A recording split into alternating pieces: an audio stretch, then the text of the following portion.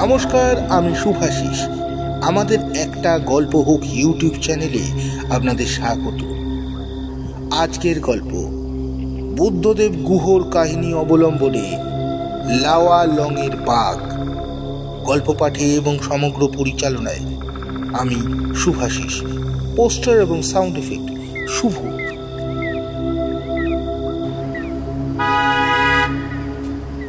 রেজুদার সঙ্গে সিমারিয়ার ডাক বাংলোতে আজ রাতের মতো এসে উঠেছি।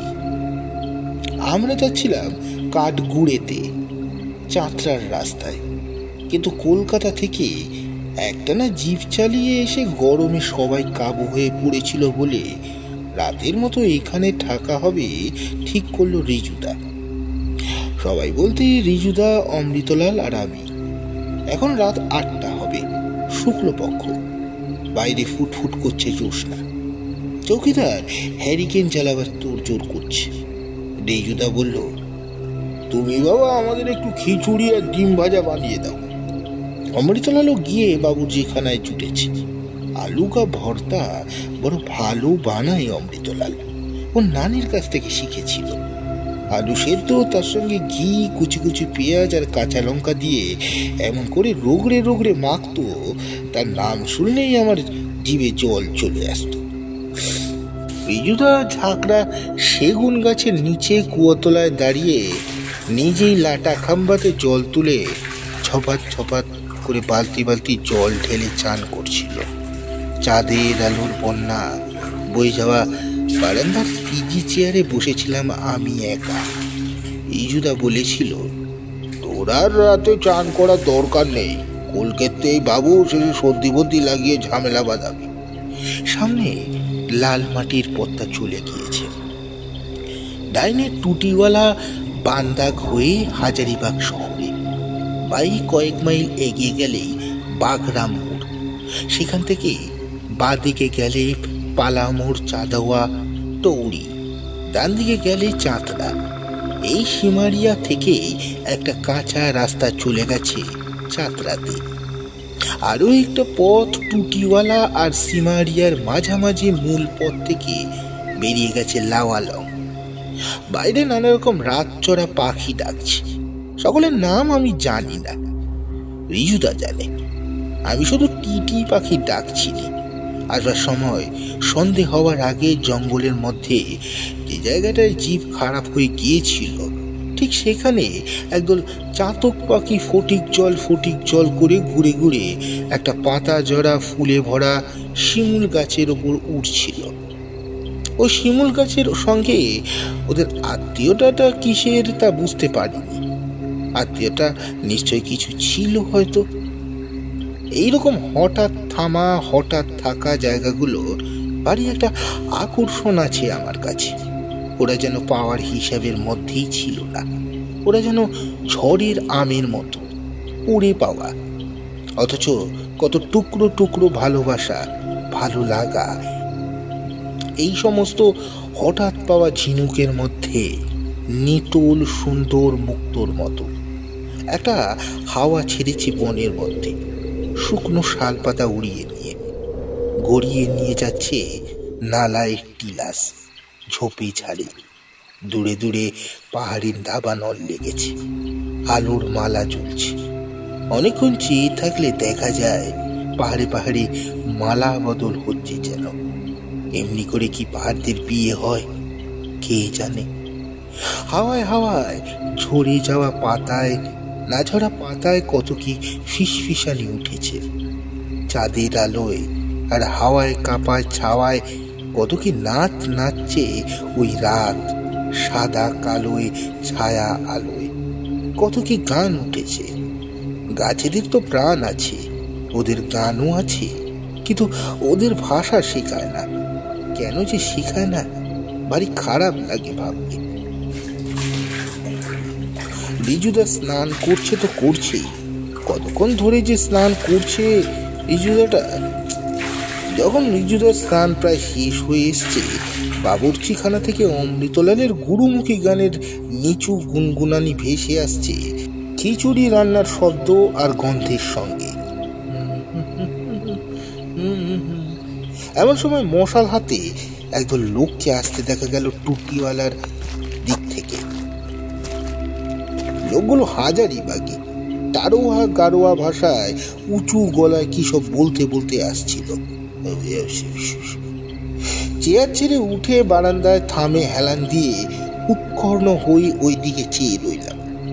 লোকগুলো যখন বাংলোর সামনাসামনি এলো তখন রিজুদা বারান্দায় এসে ওদের সঙ্গে হিন্দিতে কথা বলতে লাগলো।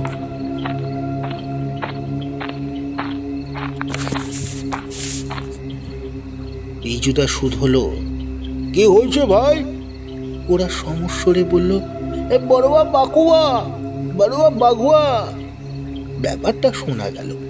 একটা বড় বাঘ গরু চড়াতে যাওয়া একটা 15-16 বছরের ছেলেকে ঠিক সন্ধ্যের আগে একটা নালার মধ্যে ধরে নিয়ে গেছে। গরুগুলো ভয়ে দৌড়ে ফিরতেই ওরা ব্যাপার বুঝতে পেরে ছেলেটার খোঁজে যায়। গায়ে শিকারি তার গাদা বন্দুক নিয়ে জনাকুড়ি লোকের সঙ্গে মশাল জ্বালিয়ে রক্তের দাগ দেখে দেখে নালার কাছে যেতে বাঘটা বিরাট গর্জন করে তেড়ে আসে নালার ভিতর থেকে। তাতেই ওই শিকারি গুলি করে। গুলি নাকি বাঘের গায়ে লাগেও, কিন্তু বাঘটা ওই শিকারির উপর ঝাঁপিয়ে পড়ে ওর মাথাটা একবারে তিলের নাড়ুর মতো চিবিয়ে সকলের সামনে তাকে মেরে ফেলে সঙ্গে সঙ্গে আবার নালার মধ্যে অন্ধকারে ফিরে যায়। ওরা বলল, ছেলেটাকে তো এতক্ষণে মেরেই ফেলেছে, খেয়েও ফেলেছে হয়তো। ওরা কি করবে ভেবে না পেয়ে এখানকার ফরেস্টার বাবুকে খবর দিতে এসছে। রিজুদা চুপ করে সব কথা শুনছিল। জনা কয়েক লোক বাংলোর সামনে দাঁড়িয়েছিল, অন্যরা ফরেস্ট বাবুর বাংলোর দিকে চলে গেল। আমার আর তর সইল না। আমি রিজুদাকে দেখিয়ে বলে ফেললাম, এই কোই ডর নেই, বাবু বহুত জবরদস্ত শিকারি হ্যাঁ। এই কথা বলতে না বলতে ওদের মধ্যে কিছু লোক ফরেস্ট অফিসে দৌড়ে গেল এবং কিছুক্ষণের মধ্যেই ফরেস্ট বাবুকে সঙ্গে করে ফিরে এলো সকলে। ওরা সকলে মিলে রিজুদাকে বারবার অনুরোধ করতে লাগলো।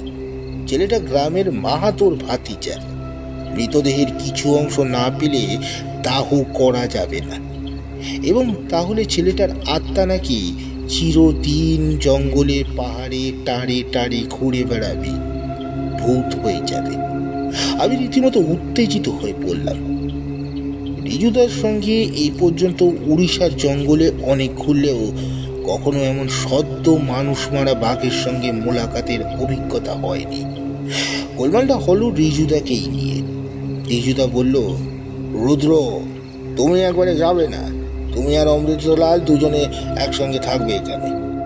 অমৃতলাল বলল, नहीं बाबू, ये ठीक नहीं, अकेले जाना नहीं चाहिए, दूसरा रहना चाहिए, दूसरा रहना जरूरी है। তখন রিজুদা অধৈর্য গলায় অমৃতলালকে বলল, আরে কিন্তু রুদ্র যে বড় ছেলে মানুষ, ওর কিছু হলে ওর বাবা মাকে আমি কি বলবো? কি ঘটনা? আমি সকলের সামনেই রিজুদার পা জড়িয়ে ধরে বললাম, রিজুদা, আমাকে নিয়ে চলো প্লিজ, তুমি তো সঙ্গেই থাকবে, তোমার যা হবে আমার তাই হবে। রিজুদা কিছুক্ষণ চুপ করে আমার দিকে চেয়ে রইল, বলল, তুই বড় আবাধ্য হয়েছিস। তারপর বলল, আচ্ছা চল। জিপে যে কজন লোক ধরে তাদের নিয়ে আমরা বেরিয়ে পড়লাম লাওয়ালংয়ের রাস্তায়। অমৃতলাল জিপ চালাচ্ছিল তখন। রিজুদা 450-400 দোনলা রাইফেলটা নিয়েছিল।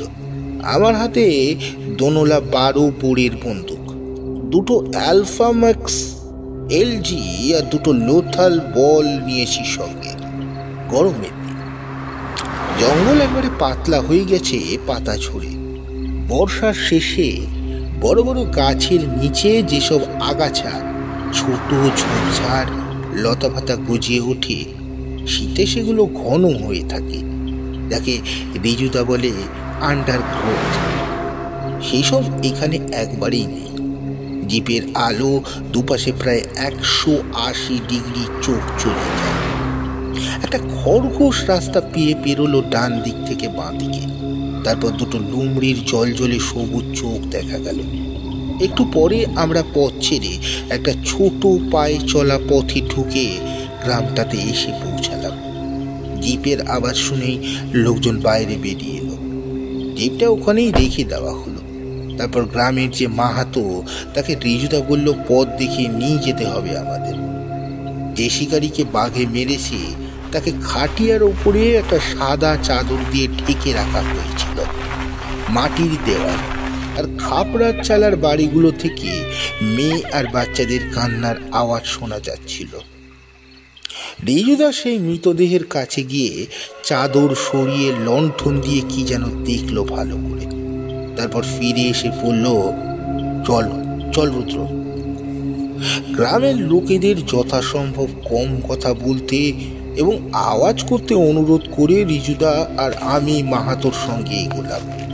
উত্তেজনায় আমার গা দিয়ে তখনই দরদর করে ঘাম বেরোচ্ছিল, হাতের তেলও ঘেমে যাচ্ছিল। বারবার খাকি বুশশার্টের গায়ে ঘাম মুছে নিচ্ছিলাম। জঙ্গলের বেশিরভাগই শাল, মাঝে মাঝে আসন, গীত, গমহাট এসবও আছে। আমলকি গাছও অনেক আছে। জঙ্গলের মধ্যে মধ্যে এক ফালি চাষের জমি, হয়তো শীতে কিতারি, আরহার, কুলথি বা গেহু লাগিয়েছিল। এখন কোনো চিহ্ন নেই তার, মাটি ফেটে চৌচির হয়ে গেছে। আলো না জ্বালিয়ে আমরা নিঃশব্দে শুকনো পাতা না মারিয়ে পাথর এড়িয়ে হাঁটছি। বন্দুকে গুলি ভরে নিয়েছি। রিজুদার কথা মতো দুনলেই এলজি পুড়ে নিয়েছি। খুব কাছাকাছি গুলি করতে হলে নাকি এলজি ভালো। রিজুদা রাইফেলের 2 ব্যারেলে সফট নোজ বুলেট পুড়ে নিয়েছে। রিজুদার রাইফেলের সঙ্গে একটা ক্ল্যাম্পে ছোট একটা টর্চ লাগানো আছে। ক্ল্যাম্পের সঙ্গে আটকানো একটা লোহার পাতে নিশানা নেওয়ার সময় বাহাতে আঙুল ছোঁয়ালেই টর্চটা জ্বলে ওঠে। আমার বন্দুকে আলো নেই। এখন এমন জ্যোৎস্না রাতে বন্দুক ছুটতে আলো লাগে না। বন্দুক ছোড়া রাইফেল ছোড়ার চেয়ে অনেক সহজ।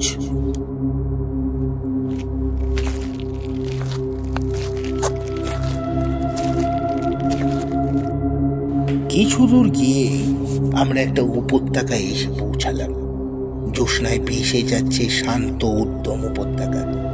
দূরে পিউকাহা পিউকাহা করে রাতের বনের শিহরণ তুলে পাখিটা ডাকছে। কি চমৎকার সুন্দর পরিবেশ! ভাবাই যায় না এই অন্ধকার আলোর মধ্যে ছায়ার আড়ালে মৃত্যু লুকিয়ে আছে। এমন মর্মান্তিক মৃত্যু। দুজন লোক আর সন্ধ্যে থেকে এখানে মারা গেছে। বলতে গেলে এখানে খুন হয়েছে। অথচ পাখিটা কি সুন্দর ডাকছে। হাওয়ায় মহুয়া আর কার্নৌজ ফুলের গন্ধ ভেসে আসছে। কি দারুণ! মাহাতো আঙুল দিয়ে দূরে এই জায়গাটা থেকে বাঘ নালা ছেড়ে উঠে এসে শিকারীকে আক্রমণ করেছিল সে জায়গাটা দেখিয়ে দিল। রিজুদা ফিস ফিস করে বললে, এই সামনে যে বিপুল গাছটা আছে তাতে তুমি চড়ে বসো। হ্যাঁ, আমরা গিয়ে বাঘের যে জায়গায় থাকার সম্ভাবনা সেই জায়গাটা থেকে কম করে 300 গজ দূরে নালায় নামবো। হ্যাঁ। তারপর আর কিছু না বলে রিজুদা এগিয়ে চলল। পরক্ষণে দাঁড়িয়ে পড়ে মাহাতোকে বলল, এই দিনের আলো ফোটার আগে আমরা যদি না ফিরি তাহলে অমৃতলালকে আর গায়ের লোকেদের নিয়ে আমাদের খুঁজতে এসো। কথাটা শুনে মাহাতো খুব বেশি খুশি হল না। চাঁদের আলো তার মুখ দেখেই বোঝা গেল। এরপর রিজুদা আর আমি সেই চন্দ্রা লোকিত উপত্যকায় দুটো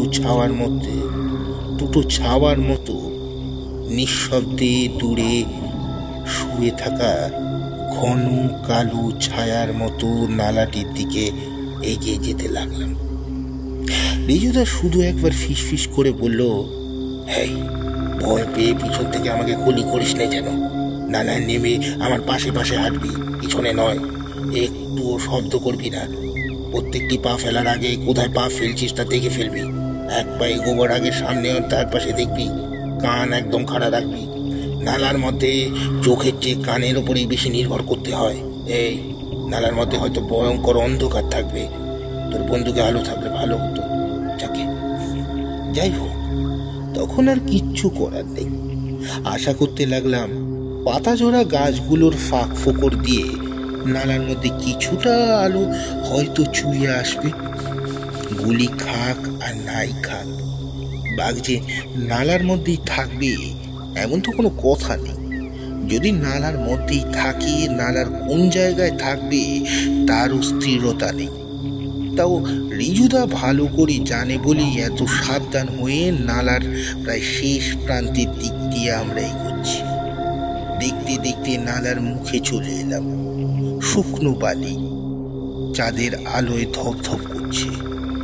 আমাকে হুঁশিয়ার থাকতে বলে রিজুদা হাঁটু গেড়ে বসে নালার বালি পরীক্ষা করে দেখল। নালা থেকে যে বাঘ বেরিয়ে গেছে তেমন কোনো পায়ের চিহ্ন সে খুঁজে পেল না। খুব বড় একটা বাঘের পায়ের দাগ ছাড়া শুয়োর, সজারু, কোটরা হরিণ ইত্যাদি নানা পায়ের দাগ দেখা গেল। বাঘ ভেতরে ঢুকেছে, কিন্তু এদিক থেকে বাইরে বেরোয়নি। নালায় পৌঁছানোর আগে অবধি একটা টিটি পাখি আমাদের মাথার উপর ঘুরে ঘুরে টিকির টিকির টি টি টি ডাকতে ডাকতে সারা বনে আমাদের আগমন বার্তা জানিয়ে দিল। আমার মন বলছে বাঘটা এবার আমাদের খবর পেয়ে তৈরি হয়ে থাকবে। এবারে আমরা নালার মধ্যে ঢুকে পড়েছি। দুপাশে খাড়া পাড়, কোথায় খোয়াই, পিটিশের ঝোপ, আমলকির পত্র শূন্য ডালে থোকা থোকা আমলকি ধরে আছে। নালার মধ্যে একটা জলের ধারা বয়ে এসছে ওপার থেকে। কোথাও সে জল পায়ের পাতা ভেজে, কোথাও তাও নয়, শুধু বালি ভিজে রয়েছে। কোথাও কোনো সারা শব্দ নেই, শুধু একরকম কটকটে ঝিঝির একটানা ঝা ঝা আওয়াজ ছাড়া। একটা বাঘ নিলাম। রিজুদা এক এক গজ পথ যেতে 5 মিনিট করে সময় নিচ্ছে। যতই এগোতে লাগলাম ততই জলের ধারাটা গভীর হতে লাগলো। কোথাও কোথাও জল হাঁটু সমান পাথরে জমে আছে, কোথাও কোথাও জল হাঁটু সমান পাথরের গভীরে জমে আছে। তার মধ্যে ব্যাঙাচি, কালো কালো লম্বা গোফওয়ালা জলজ পোকা। আমাদের পায়ের শব্দে অনুরণনে একটা ছোট ব্যাঙ জল ছাড়া হয়ে দৌড়ে গেল জলের মধ্যে। যতই এগোচ্ছি ততই নিস্তব্ধতা বাড়ছে। যত জানোয়ারের পায়ের দাগ দেখলাম নালার ভেতরে ঠোকার বালিতে, কিন্তু কারোর সঙ্গে তো দেখা হলো না এই পর্যন্ত। কোন মন্ত্র বলে তারা সব উধাও হয়ে গেছে। রিজুদার কান চোখ তীক্ষ্ণ হয়ে আছে। রিজুদার হাবভাব দেখে মনে হচ্ছে বাঘ নালার মধ্যেই আছে। বন্দুকটা শুটিং পজিশনে ধরে সেফটি ক্যাচ বুড়ো আঙুল ছুঁয়ে আছি আমি, যাতে প্রয়োজন হলে 1 মুহূর্তের মধ্যে গুলি করতে পারি। বোধহয় 1 ঘন্টা হয়ে গেছে আমরা নালাটার মধ্যে ঢুকেছি। এতক্ষণে বেশ অনেকখানি ভেতরে ঢুকে থাকবো। নালার মধ্যে আলো ছায়ার কাটাকাটি করা একটা দৌড়া কাটা শতরঞ্চ বলে মনে হচ্ছে। হঠাৎ বুকের মধ্যে চমকে দিয়ে একটা হুপ হুপ হুপ করে অনেকগুলো হনুমান ডেকে উঠলো। আমরা যেখানে দাঁড়িয়েছিলাম সেখান থেকে 25 গজ দূরে একটা বড় গাছের ডালে ডালে হনুমানদের নড়ে চড়ে বসার আওয়াজ, ডালপালাগুলোর আওয়াজ শোনা গেল। সঙ্গে সঙ্গে রিজুদা আমার গায়ে হাত ছুঁয়ে আমাকে নালার বাদিকে পাড়ের দিকে সরে আসতে ইশারা করলো। আমি সরে আসতে আমার সামনে ছায়ার মধ্যে একটা বড় পাথরের ওপর বসে 2 হাঁটুর ওপর রাইফেলটা রেখে সামনের দিকে চেয়ে রইল রিজুদা তীক্ষ্ণ চোখে। নালাটা সামান্য একটু বাঁক নিয়েছে। হনুমানদের হুফাও আওয়াজ থেমে যাওয়ার সঙ্গে সঙ্গে সামনে থেকে জল পড়ার একটা স্পষ্ট শব্দ শোনা গেল, ঝর্ণার মতো। পাথরের ওপর বোধ হয় হাত খানিক উঁচু থেকে জল গড়িয়ে পড়ছে। তারই শব্দ শোনা যাচ্ছিল। ওটা বোধহয় বাঘটার ওপাশে। এদিকে জলের স্রোত বেশ জোরে, প্রায় 6 আঙুল মতো জল এক হাত পাঁচেক চওড়া ধারায় বয়ে চলেছে। এখানে রিজুদা একবারে স্তানুর মতো বসে রইল সামনের দিকে চেয়ে। কি জানি ওই হনুমানদের হুপহাপ শব্দের মধ্যে কি রিজুদা শুনেছিল, কোনো ভাষা, কিন্তু হাবভাব দেখে আমার মনে হলো বাঘটা ওই নালার বাঁকের যে কোনো মুহূর্তে দেখা দিতে পারে। এইভাবে কতক্ষণ কেটে গেল মনে নেই। আমার মনে হলো কয়েক ঘন্টা, কিন্তু আসলে হয়তো 5 মিনিটও নয়। এইখানে কেন বসে আছি এই কথা আমি রিজুদাকে জিজ্ঞেস করব ভাবছি, এমন সময় জলের শব্দ ছাপিয়ে কিসের একটা শব্দ কানে এলো। এক মুহূর্ত কান খাড়া করে শুনে ভেজা বালিতে হামাগুড়ি দিয়ে নালার বাদিক দিয়ে এগোতে লাগলো রিজুদা। শব্দটা আমিও শুনেছিলাম। কুকুরে জল খেলে যেমন চাকচাক করে শব্দ হয় তেমনই শব্দ, কিন্তু অনেক জোরে।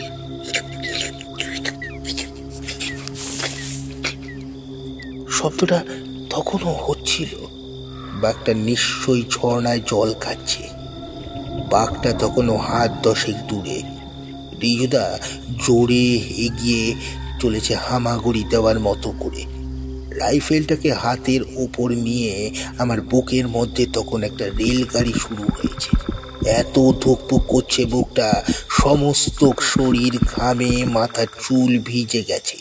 আমার তখন খালি মনে হচ্ছিল রিজুদা দেখতে পাওয়ার আগে তার জল খাওয়া শেষ করে চলে যাবে না তো বাঘটা। হঠাৎ আমার বুকের স্পন্দন থেমে গেল। আমার সামনে রিজুদা বালিতে শুয়ে পড়েছে, থ্রোন পজিশনে 2 হাতে রাইফেলটা ধরে নিশানা নিচ্ছে। ততক্ষণে আমিও রিজুদার পাশে পৌঁছে গেছি। পৌঁছেই যে দৃশ্য দেখলাম তা সারা জীবন আমার চোখে আঁকা হয়ে থাকবে। ঝর্ণার ওপরে ডান দিকে মুখ করে দাঁড়িয়ে বাঘটা জল খাচ্ছে। চাঁদের আলোয় তার মাথা, বুক সব দেখা যাচ্ছে, কিন্তু পিছনের দিকটা অন্ধকার। তার প্রকাণ্ড মাথাটা জলের উপর বিরাট একটা পাথর বলে মনে হচ্ছে। আমিও সেই শুয়ে পড়ে বন্দুকটাকে কাঁধে তুলতে যাব, এমন সময় বুক পকেটে লাগা বুলেটটার সঙ্গে বন্দুকের কুদর ঠোকা লাগতেই খুট করে একটা শব্দ হলো। তাতেই বাঘটা এক ঝটকায় মাথা তুলে তাকালো।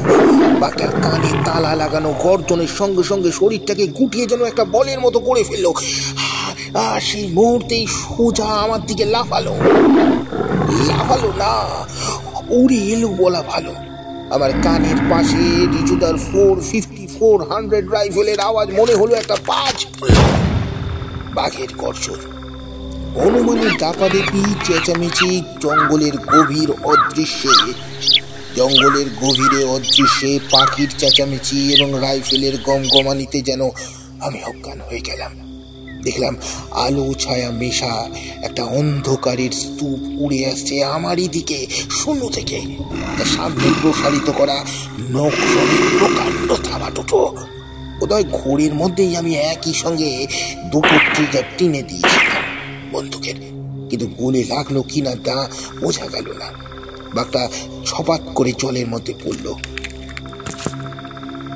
কিন্তু আমার সামনে, ঠিক আমার নাকের সামনে। থাবাটা প্রায় একবার আমার মাথাটা থাপ্পড় মারল বুঝি। আমি তখনও শুয়েছিলাম, হাতে বন্দুকটাকে সামনে ধরে। এই যেন ঘুমের মধ্যে, স্বপ্নের মধ্যে যেন অনেক দূর থেকে রিজুদা আমায় ডাকলো, রুদ্র, এই রুদ্র। তাকিয়ে দেখলাম আমার পাশে রিজুদা, বাঘটার ঘাড়ের দিকে রাইফেলের নল ঘুরিয়ে দাঁড়িয়ে আছে। আমি উঠে দাঁড়াবার সঙ্গে সঙ্গেই বাঘটা যেন আরেকবার উঠে দাঁড়াবার চেষ্টা করলো। সারা শরীর নলে উঠল, জল ছপছপ করে উঠল, টন দেবার মতো উঠে দাঁড়াতে গেল বাঘটা। রিজুদার রাইফেলটা কোমরে ধরা অবস্থাতেই বাপ ব্যারাক থেকে আবার গুলি করলো। বাঘটার মাথাটা ঝপাং করে জলে পড়ে গেল। একটা কথা না বলে রিজুদা ঝর্ণার কাছ দিয়ে নালা পেরিয়ে বাইরের উপত্যকায় এসে উঠল। এসে ফাঁকা জায়গা দেখে একটা বড় পাথরের উপর বসে পকেট থেকে পাইপ বের করে পাইপটা ধরালো। বলল, গায়ের শিকারির নিশানা ফসকে ছিল। তারা গলির সঙ্গে সঙ্গে বাঘের পায়ে লেগে থাকলে ব্যাপারটা হয়তো অত সহজে হতো না। দূরে দেখা গেল ঝাঁকড়া পিপুল গাছ থেকে একটা লোক আমাদের দিকে জ্যোৎস্নায় ভেসে ঊর্ধ্বশ্বাসে দৌড়ে আসছে। আরে মা তো! হঠাৎ রিজুদার কেমন যেন উদাস হয়ে গেল। পিউ কাহা মাখিটা অনেকক্ষণ চুপচাপ থাকার পর আবার ডাকতে শুরু করলো দূর থেকে। বাঘ মরে গেছে। এ খবরে আনন্দ কি দুঃখ প্রকাশ করলো জানি না, কিন্তু চতুর্দিকের বন পাহাড়ে আবার নানা রকম পশু পাখির ডাক শোনা যেতে লাগলো। আমি শুধলাম, রিজুদা, ছেলেটা। রিজুদা পাইপের ধোয়া ছেড়ে বলল, কিচ্ছু করার নেই। ওর বাবা দাদারা আসবে, যাদের আপনজন তারাই নিয়ে যাবে। কি আর করার আছে আমাদের? আমি শুধলাম, কোথায় আছে? রিজুদা বলল, এমন ভাবে বললো যেন নিজে দেখেছে। ওই যে ঝর্ণার ওপাশে, বেশ কিছুটা ওপাশে নালার মধ্যে পড়ে আছে। আমিও পাথরটার ওপর বসে খুশি গলায় বললাম, যাক, বাঘটাকে মেরেছে, ভালোই হয়েছে, বদমাইশ বাঘ। রিজুদা শুকনো হাসি হাসল। আহা, কি দারুণ বাঘটা, বেচারা। তারপর বলল, উপায় ছিল না বলে হয়তো ও ছেলেটাকে মেরেছিল। জন্তু জানোয়ারদের ভালোবাসিস, বুঝলি রুদ্র? মানুষকে মানুষ তো ভালোই বাসে, কিন্তু ওদের ভালোবাসতে পারে কতজনই? ভালোবাসতে জানে খুব কম মানুষ।